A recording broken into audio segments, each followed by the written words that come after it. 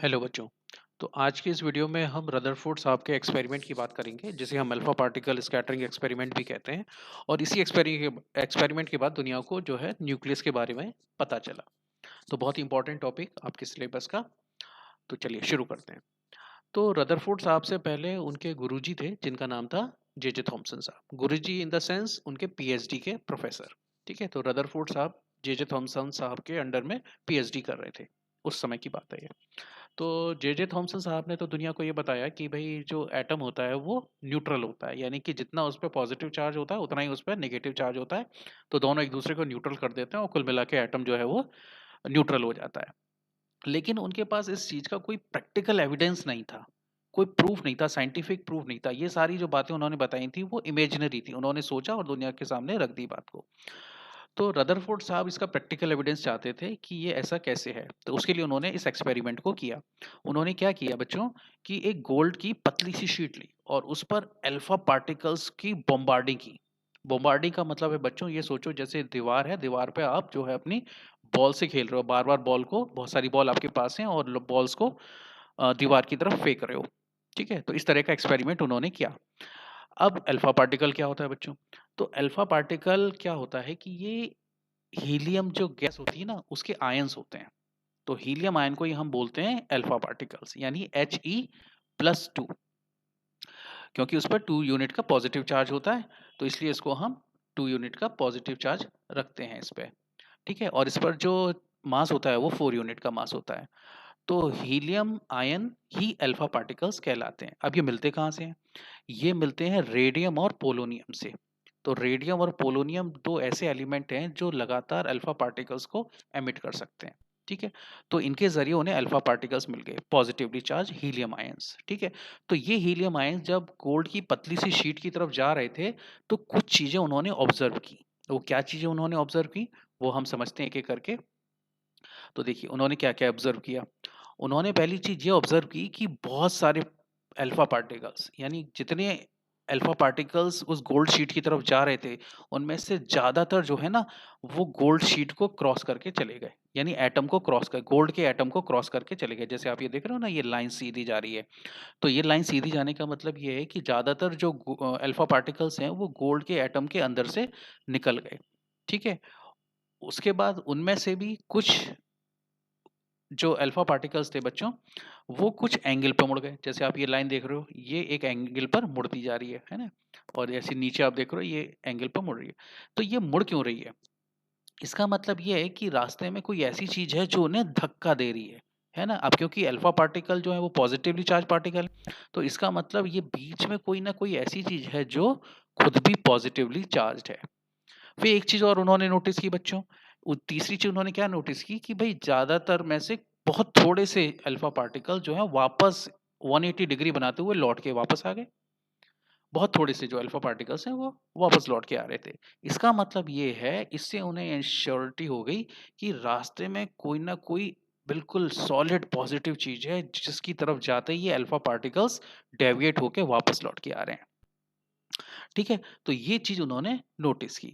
तो रदरफोर्ड साहब ने ये सारा एक्सपेरिमेंट किया और उसके बाद अपना एक्सप्लेनेशन दिया। एक्सप्लेनेशन ये दिया उन्होंने बच्चों, पहली बात तो उनकी ये समझ में आई कि जो अल्फा पार्टिकल्स हैं क्योंकि वो सीधे निकल के चले गए एटम के अंदर से, इसका मतलब जो है कि जो एटम है वो अंदर से खोखला है। ठीक है, ज्यादातर उसका जो स्पेस है वो खाली है, अंदर से खाली स्पेस है। और कुछ कुछ पर्टिकुलर एंगल बनाते हुए निकल गए, है ना। एक ही तरह का एंगल नहीं, अलग अलग तरह के एंगल हो सकते हैं। तो कुछ जो है वो एंगल बनाते हुए डेविएट हो रहे हैं। इसका मतलब रास्ते में कोई ना कोई पॉजिटिव चीज है जो उन्हें डाइवर्ट कर रही है। और 180 डिग्री पर लौटने का मतलब ये है कि रास्ते में कोई ना कोई सॉलिड पॉजिटिव चीज है जो उन्हें बिल्कुल आगे नहीं बढ़ने दे रही, वो बिल्कुल उसके सामने आ रही है और वो लौट के वापस आ गए। तो इन तीन चीजों से उन्होंने कुछ कंक्लूजन दिया। क्या कंक्लूजन दिया? उन्होंने कंक्लूजन ये दिया कि रास्ते में जब अल्फा पार्टिकल जाते हैं तो एटम्स के उनके रास्ते में एक चीज आती है जो कि पॉजिटिवली चार्ज है ना, कोई सॉलिड पॉजिटिव चीज है। और इसी सॉलिड पॉजिटिव चीज का नाम उन्होंने दिया न्यूक्लियस। और इस तरीके से न्यूक्लियस की खोज हुई बच्चों। ठीक है, और दूसरी चीज उन्होंने ये बताई कि जो इलेक्ट्रॉन्स होते हैं वो एटम के चारों तरफ राउंड ऑर्बिट्स में घूमते रहते हैं। ठीक है, और ये जो ऑर्बिट्स होती हैं वेल डिफाइंड होती हैं, यानी उनकी रेडियस फिक्स होती है, कौन सा इलेक्ट्रॉन कितनी रेडियस में घूमेगा ये फिक्स होता है। ठीक है, और तीसरी बात उन्होंने ये बताई कि जो न्यूक्लियस का साइज है वो बहुत ही छोटा है, क्योंकि बहुत थोड़े से पार्टिकल्स 180 डिग्री बनाते हुए लौट रहे थे। इसका मतलब ये है कि न्यूक्लियस का साइज एटम की साइज की तुलना में बहुत ही छोटा है बच्चों, बहुत ही छोटा। अब ऐसे सोच सकते हो कि जैसे फुटबॉल का ग्राउंड है और फुटबॉल के ग्राउंड के में बिल्कुल बीचों बीच फुटबॉल रख दी जाए, तो पूरे ग्राउंड का कंपैरिजन आप उस फुटबॉल से कर सकते हो, बड़ा इतना बड़ा ग्राउंड और छोटी सी फुटबॉल। ठीक है, तो इस तरह का न्यूक्लियस और एटम का साइज होता है। ठीक है, अब उन्होंने गोल्ड शीट ही क्यों ली, है ना? अब ये बात आती है कि लोग पूछते हैं कि साहब गोल्ड ही शीट क्यों ली? और भी तो शीट ले सकते थे, कोई हैवी मेटल की भी तो ले सकते थे या कोई हल्की और मेटल भी तो ले सकते थे, गोल्ड शीट ही क्यों ली उन्होंने? तो इसका जवाब उन्होंने दिया कि साहब अगर मैं हैवी मेटल लेता हूँ, जैसे प्लैटिनम ले लेता हूँ, तो जो अल्फा पार्टिकल्स हैं वो लगभग वैसे ही एक्सपेरिमेंट देंगे। ठीक है, और अगर उससे हल्के मेटल मैं लेता हूँ, लिथियम की लेता हूँ मेटल, तो अल्फा पार्टिकल्स क्योंकि भारी होते हैं वो तो धक्का देके उसको आगे खिसका देंगे और एक्सपेरिमेंट सक्सेसफुल नहीं हो पाएगा। यानी हैवी मेटल तो ली जा सकती है, लेकिन गोल्ड से हल्की मेटल नहीं ली जा सकती। ये जवाब उन्होंने दिया रदरफोर्ड साहब ने। ठीक है बच्चों? तो क्या एक्सपेरिमेंट किया उन्होंने? जो एक्सपेरिमेंट के बाद उन्होंने क्या बात बताई? उन्होंने ये बात बता दी फाइनली बच्चों कि जो न्यूक्लियस है, एटम के अंदर न्यूक्लियस होता है जो पॉजिटिवली चार्ज होता है और जो इलेक्ट्रॉन्स होते हैं उसके चारों तरफ ऑर्बिट में घूमते रहते हैं, जैसे यहाँ आप डायग्राम में देख रहे हो। ठीक है, और न्यूक्लियस के अंदर प्रोटॉन्स होते हैं क्योंकि वो पॉजिटिवली चार्ज होते हैं। अच्छा, रदरफोर्ड साहब के टाइम तक न्यूक्लियस की डिस्कवरी नहीं हुई, न्यूट्रॉन्स की डिस्कवरी नहीं हुई थी, इसलिए न्यूट्रॉन्स का जिक्र यहाँ पर नहीं है। ठीक है, अभी हम न्यूट्रॉन्स का जिक्र नहीं करेंगे। ठीक है, तो इसका मतलब है कि न्यूक्लियस के अंदर पॉजिटिवली चार्ज प्रोटॉन्स होते हैं।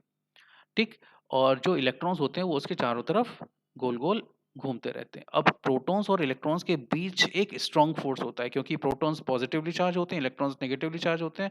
पॉजिटिव नेगेटिव के बीच में एक स्ट्रॉन्ग इलेक्ट्रोस्टैटिक अट्रैक्शन होता है। इलेक्ट्रोस्टैटिक मतलब क्योंकि ये चार्ज पार्टिकल्स हैं तो इनके बीच के जो फोर्स होता है उसको हम इलेक्ट्रोस्टैटिक बोलते हैं। तो स्ट्रॉन्ग इलेक्ट्रोस्टैटिक फोर्स होता है जिसकी वजह से ये एटम एग्जिस्ट करता है। अगर ये फोर्स नहीं होता तो एटम एग्जिस्ट भी नहीं करता। ठीक है, तो जितने प्रोटॉन्स होते हैं उतने ही बाहर इलेक्ट्रॉन्स घूमते रहते हैं और इसी वजह से जो एटम होता है बच्चों वो न्यूट्रल होता है।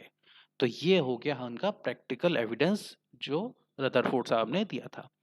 ठीक, अच्छा अब बात करते हैं कि उनकी लिमिटेशंस क्या थी, क्या ऐसी कमियां रह गई। कुछ लोगों ने ऐसे सवाल पूछे जो इनका जवाब रदरफोर्ड साहब के पास नहीं था बच्चों। अब वो क्या सवाल थे? तो लोगों ने उनसे पूछा सवाल कि साहब ये बताइए, जब इलेक्ट्रॉन न्यूक्लियस के चारों तरफ घूमता रहता है तो वो अपनी एनर्जी भी थोड़ी थोड़ी लूज करेगा, उसकी एनर्जी भी कम होगी, और जब वो उसकी एनर्जी कम होती जाएगी तो धीरे धीरे वो घूम के न्यूक्लियस में गिर जाना चाहिए। और जब वो न्यूक्लियस में गिरेगा यानी नेगेटिव पॉजिटिव जब मिलेंगे तो एटम खत्म हो जाना चाहिए। लेकिन एटम तो खत्म होता ही नहीं है, हजारों करोड़ों सालों से चीजें बनी हुई हैं, खत्म ही नहीं होती हैं। एटम को तो फिर तो स्टेबल होना नहीं चाहिए, खत्म हो जाना चाहिए, लेकिन एटम तो स्टेबल होता है। तो इस सवाल का जवाब रदरफोर्ड साहब के पास नहीं था और यही कहलाती है रदरफोर्ड साहब के एक्सपेरिमेंट की लिमिटेशंस। ठीक है, ये लिमिटेशंस में आता है कि रदरफोर्ड साहब के पास इस सवाल का जवाब नहीं था, यानी स्टेबिलिटी, एटम क्यों स्टेबल है, इस सवाल का जवाब उनके पास नहीं था कि एनर्जी लूज होते होते इलेक्ट्रॉन को उसमें गिर जाना चाहिए। तो इस सवाल का जवाब दिया था बच्चों नील्स बोर साहब ने। इस सवाल का जवाब उन्होंने क्या कर दिया? उन्होंने ये बताया बच्चों कि जो इलेक्ट्रॉन होता है वो न्यूक्लियस के चारों ओर घूमता तो रहता है, लेकिन अपनी एनर्जी कभी भी लूज नहीं करता, यानी उसकी एनर्जी हमेशा कांस्टेंट बनी रहती है, एनर्जी में कोई कमी नहीं आती है। और इलेक्ट्रॉन हमेशा ही न्यूक्लियस के चारों तरफ घूमता ही रहेगा, कभी उसमें गिरेगा ही नहीं, क्योंकि उसकी एनर्जी कभी खत्म ही नहीं होगी। तो वो हमेशा घूमता रहेगा और उसी ऑर्बिट में हमेशा घूमता ही रहेगा। तो इलेक्ट्रॉन कभी अपनी एनर्जी ना लूज करेगा तो ना कभी गिरेगा, तो हमेशा एटम स्टेबल बना रहेगा। ठीक है बच्चों, आई होप आपको समझ में आ गया होगा। Thank you very much.